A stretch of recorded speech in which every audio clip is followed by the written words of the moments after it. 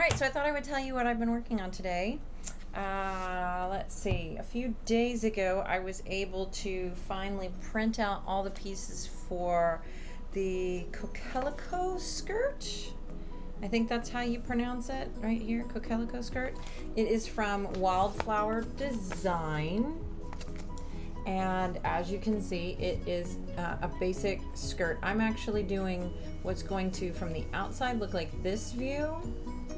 But I'm gonna do the special pockets, because what's interesting about this skirt is it is inspired by old pockets of like the 17th, 18th century. So I am going to do this. Oh, you can't see my here. Which finger? There we go. My unmanicured nails. I'm doing this on the inside. So you can see the inside pocket, inner waistband. View B though on the front features more panels of skirt. So this is view B on the front, but I'm actually using fewer panels to get more of this look, but I'm doing the inside with this look. So it might seem a little confusing. It's actually not. So I have never sewn this pattern before. It says it's an advanced beginner to intermediate pattern. So that should be easy breezy, no problem for me at all. Although I already did make one change, because one of the first things that the pattern suggests that you do is to bind the pockets. So here are the pockets. This is one pocket, and see, yes, they're massive. I absolutely love large pockets.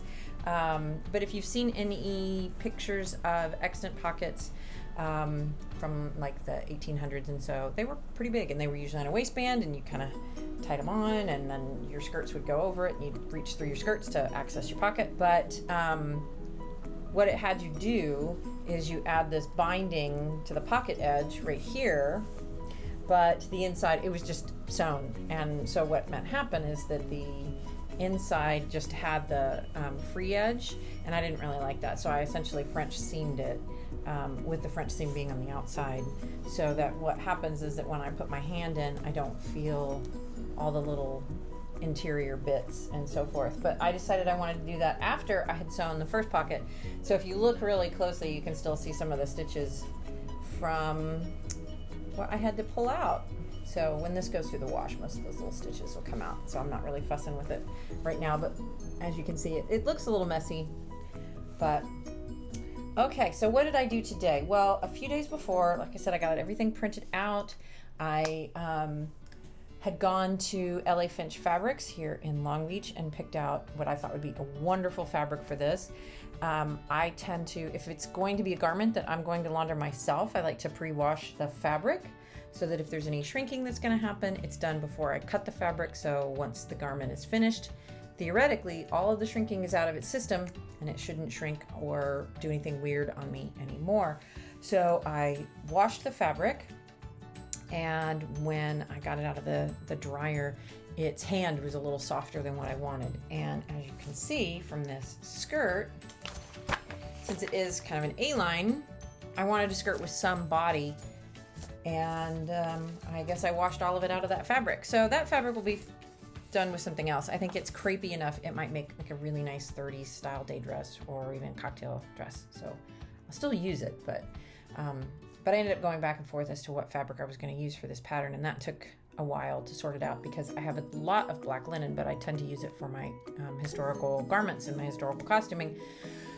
So I hemmed and hawed and hemmed and hawed and hemmed and hawed, and ultimately decided that it would be worth it to go ahead and use a fabric that I already love, that is going to feel so comfortable in this weather. And so I did decide on the black linen. But for the pockets and such, I thought this would be a fun opportunity to use some scrap fabric. So I had some of this left over. Now this is cotton. The skirt fabric primarily is going to be linen, but the pockets are going to be cotton, and it's going to be fine. So I had this left over. So this is kind of the inside. It'll be next to my skin, and then I had some of this, and I thought that would be fun for the exterior of the pocket, which again, you're not really going to see because it's pretty much kind of hidden inside the garment, but every now and then you might see a little flash of color. which I think will be pretty cool. So here are the 2 pockets. They are done. So that's what I ended up getting caught up on today, because a couple of days ago I plotted out everything, decided on the fabric, cut out all the pieces, and then for the cotton pieces I had already done all the overlocking. So I do not have a serger. Every time I have gone to the store to buy a serger, I come home with a new sewing machine instead. So I do not have a serger. Instead, what I do is I use my sewing machine to do overlocking. And I did get some film of overlocking a little bit of the skirt pieces, but I don't have a whole lot of time today to sew, so I tried to get as much done as I could, and that was basically fixing that one pocket that I had already assembled and decided I wanted to change. Changing this, or doing the second pocket, which I did. And then for the skirt pieces, this is one of those print at home patterns, so that's why it's all these various pieces of paper. As you can see, the skirt piece here, I mean, it's a pretty good size, right?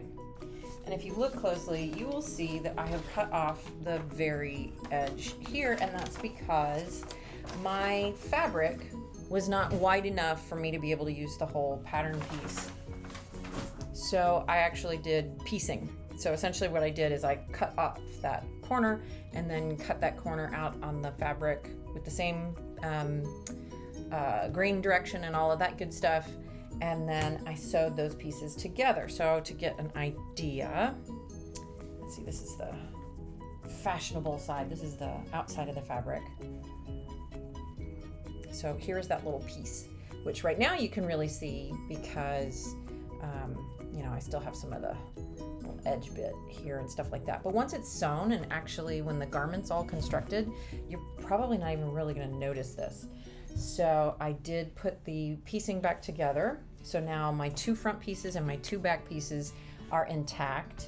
And then I had just enough time to overlock where I had pieced those pieces together, because since I am using linen, it is prone to fraying. I love linen. It's one of my absolute favorite fabrics to work with. But if you do not finish the edges, just through regular wear and tear, the weave will start to come undone. So, you know, it's a woven fabric, but when you cut an edge, the fibers can start to kind of pull away, and linen is notorious for that. So what I like to do is, like I mentioned, I don't have a serger, so I use the overlock stitch on my sewing machine, and it cleans up the edge nice enough. Here's the back pieces. So I finished all the edges. And if you look closely, because using the sewing machine to overlock, it doesn't trim the edge. It looks a little more, I guess you could say, perhaps sloppy.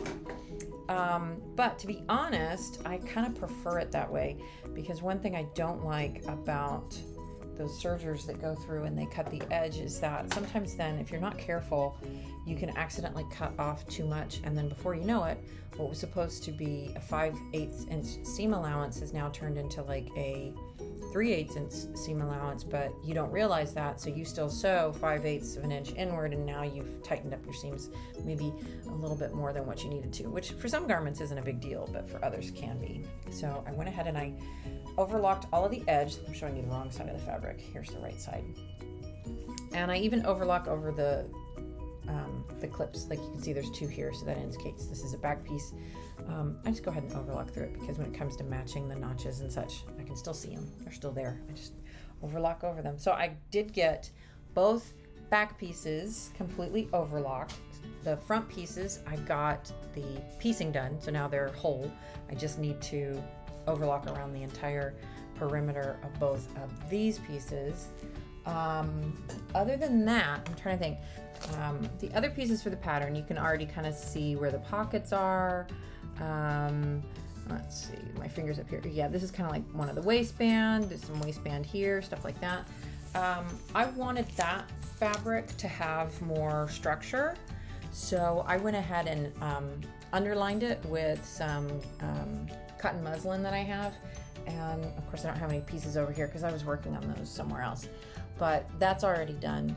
So the nice thing is that when I get some more free time, I can finish up the skirt edges, and then theoretically all of the pieces will have been finished in regards to their overlocking. There goes one of my alarms that I may edit out of this video or may not, so don't mind the beep beep and the dog and all of that good stuff. Because I'm new with this, I'm kind of getting started with this. I thought this would be an interesting thing to do, to share my love of sewing and talk about the projects that I'm working on and all of that good stuff. So I guess that's about it, and maybe I'll show you some of the actual footage of me doing what I just told you about. So more later. Okay, so I am currently working on the pocket here.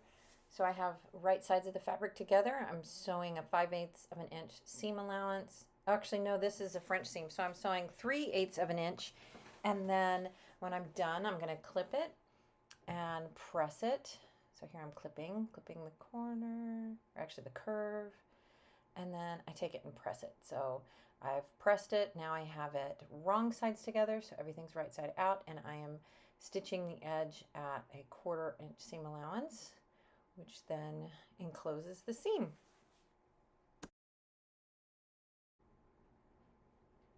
And so here we go, pocket's done. Yay. So here I'm piecing the corners back on. I've already pinned it, so that's why you don't see that. The key to this part is just making sure that you don't accidentally make the right sides of the fabric so that you have, two of the same exact pieces. So that's where it gets tricky, but it's not too bad. And as you see here, I ran out of, oh no, I changed my presser foot because it was time to overlock. So that's what I'm doing now, just overlocking real quick and cleaning it up, and you can see nice clean edge.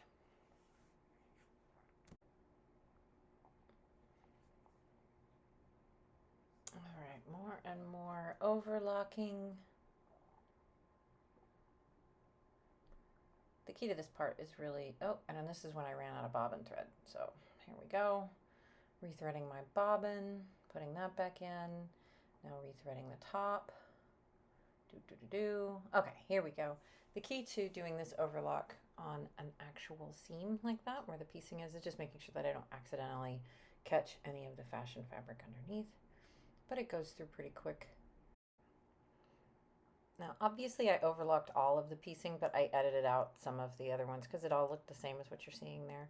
Now what I'm doing is getting started to overlock an entire piece so that all of the seam edge is going to have the overlocking, which is going to help to prevent the linen from fraying.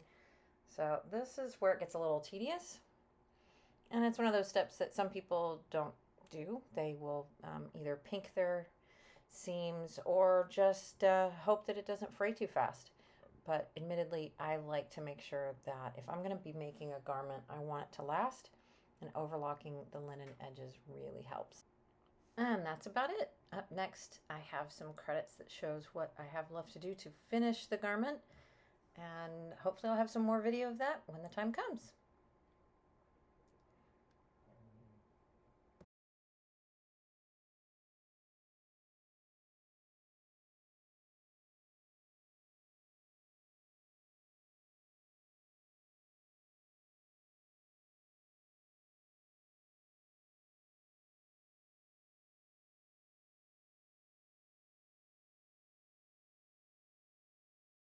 Okay, so I guess that's about it for this video.